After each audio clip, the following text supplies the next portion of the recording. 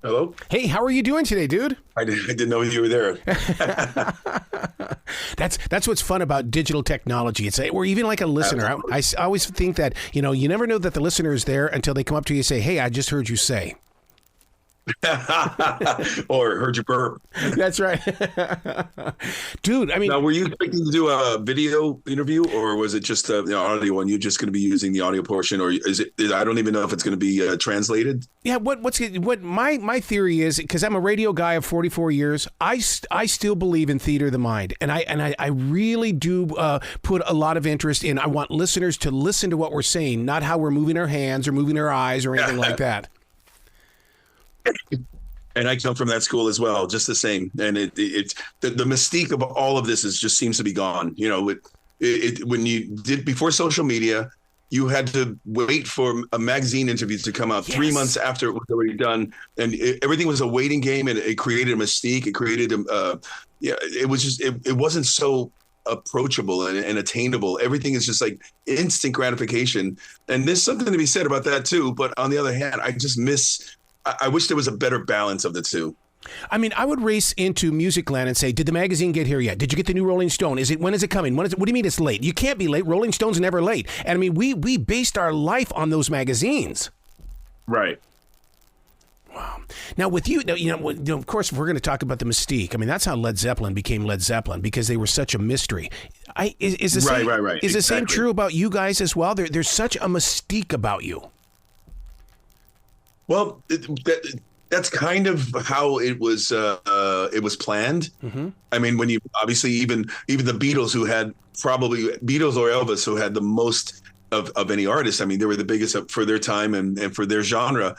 They had so much coverage, but there was still enough that they could. You just didn't know everything about them, and you always had a PR person saying, "This is what Elvis liked to eat for breakfast. This is what Paul McCartney does on Valentine's Day." They would put out those different things, and it wasn't necessarily from the artist, so you didn't even know if it was connected to them. You hoped it was, because everything they did was hype and build, but there was also kind of a hidden, you're not going to penetrate these walls kind of thing back in the day. Yeah. Well, listeners do need to know about you guys that you agreed to play not by the rules. And when I first read that, I went, holy crap, this is my kind of band. We're not playing by the rules.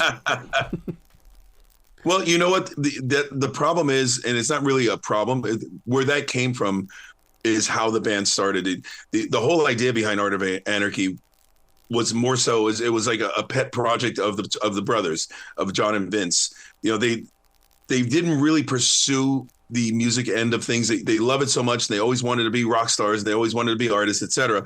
But they didn't pursue it as hardcore as someone like, say, myself, where there was no option. There was no saying no. There was no turning back. They obviously had day jobs. They had something to turn back to. And so by not giving it the full all, they decided, we're just sick of trying to put a band together. It's not really going to work. It's not really going to stay together. So instead, let's just make the dream record. Let's make the album that we always wanted to make. We'll get a bunch of our songs that they co-wrote with Ron, and he produced them back in the day when he's known them for so long. And just let's make our dream record with a bunch of different singers on it, and we could just say, hey, we finally did it, and we could walk away and continue with our normal daily lives, saying that we actually tried. We made the record that we always wanted to make. That album was the first. That's what it's supposed to be about. It's about taking chances and staying true to it, and then just giving it away to the world. Well, yeah, and for the most, everybody's got the method to their own madness. This particular item, this particular idea was just for them to say, let's just get it out of the way. Let's get it out of our systems, because we'll never know what it was like to actually hold a disc or hold an album or vinyl or even look on a cloud and see our songs that are being shared with the world. Let's just do it so we can say we did it. And if nothing comes of it, at least we did a bucket list. And so that's how the first album came about. It was Scott Weiland was the first one that came on board to sing on that, to sing on a song or two. And it was his people that pushed him to say, hey, this came out great. Why don't we do this as a real band and let Scott sing all the songs? And this would turn into, a new situation for him and you guys. Wow. And of course they said, of course, let's do that. And that's how pretty much the whole thing was born. But unfortunately, there was no follow-up. There was no follow-through with it. Mm-hmm. And so from that, obviously the success or the demise, however you want to see it, of the first album was basically the fate was basically there already. Yeah. Scott moved on, and then he passed away, mere months later, and the band weren't even considering moving forward. It was just by chance, by the other people that worked around them and worked with them. They suggested Scott Stapp because they had an in with him, and he sounded interested, and that's how that came about. So it was unfortunate how both singers didn't really stick around to watch it resonate, to see it resonate, because they were picking up a lot of steam, especially the second record with Scott Stapp. They really started making some noise, and people were really interested in this. But unfortunately, he wasn't interested in following through with it, and that resulted in a very lengthy lawsuit between them, because Scott, he made a good chunk of change.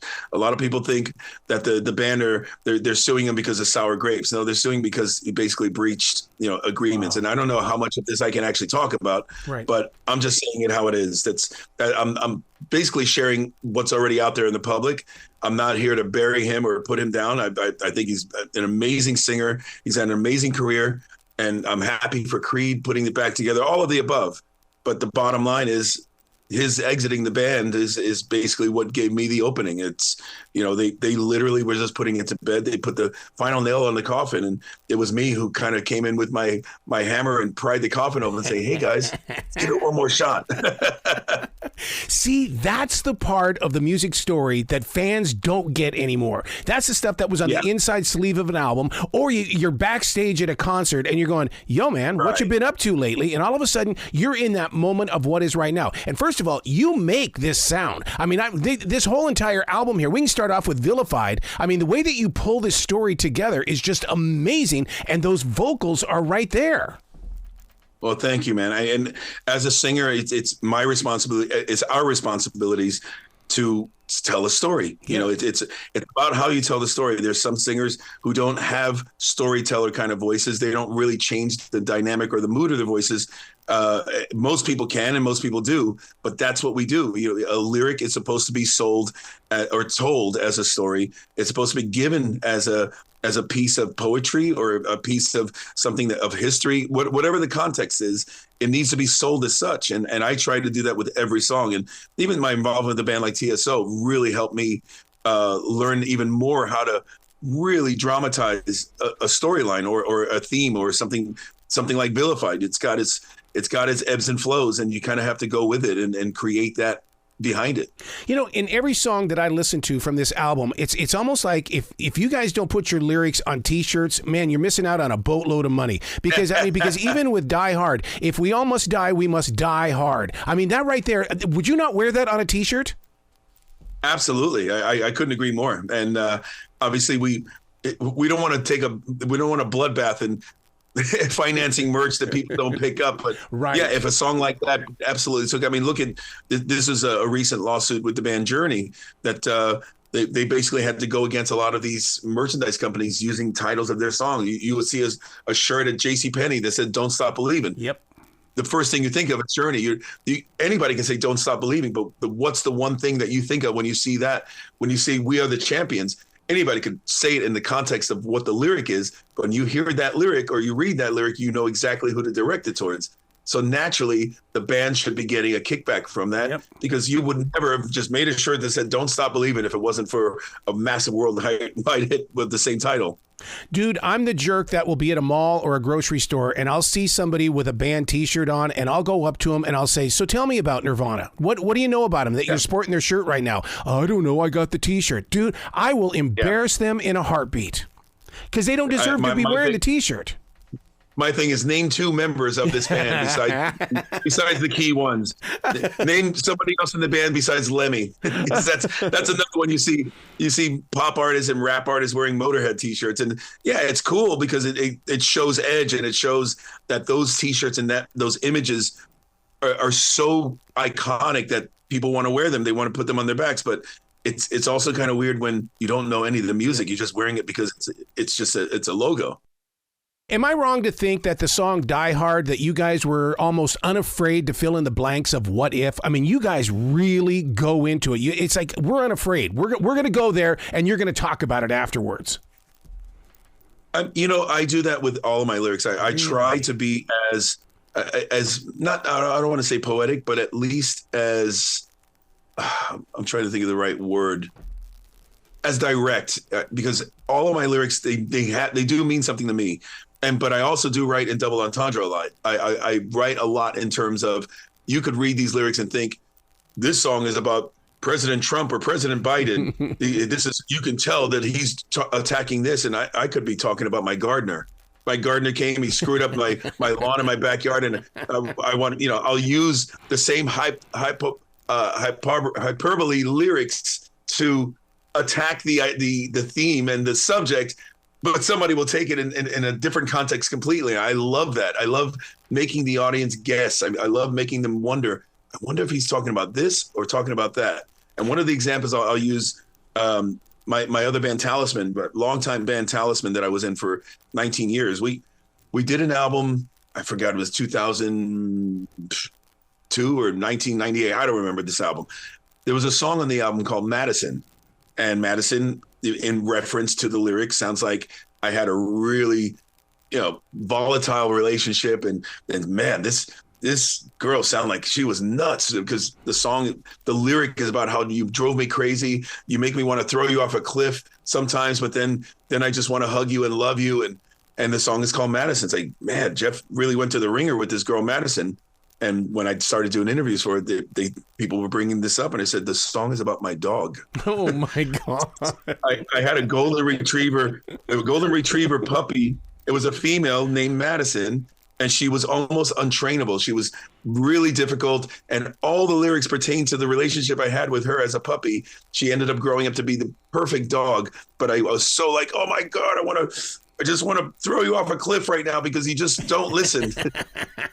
And that was kind of the beginning of where it all started, when I realized people weren't, unless I said, hey, this song is dedicated to my dog, they're going to read it and get their own interpretation. The same way you do when you read a book versus seeing the movie. You're going to get your own interpretation of what the lyrics mean. So I love doing that. And a song like Die Hard is no exception. Man, I'll tell you what, that reminds me so much. I remember when I was so in love with a song called Shannon from Henry Gross back in the 1970s. And until Casey Kasem told us what the song was about, it was like, I'm not in love with that song like I used to be, and because it was about a dog as well, and it's like, oh, come on, and so, but because you're right, we all have our own interpretation, just like the title of a song. I mean, it's like we go into a song because Rivals sound. It's like, damn, it's about rivals. I got to go see what this is all about. Exactly. And one of my favorite songs of all time from the 70s. I still don't know what it's about. From Paul McCartney and Wings, the song Jet. Yes. People say it's about a pony. You read the lyrics and you're like, what is this about? I love the song. I don't care. I just love the song. I still wish they would have just released Scrambled Eggs instead of turning it into Let It Be, because I would have jammed out to Scrambled Eggs.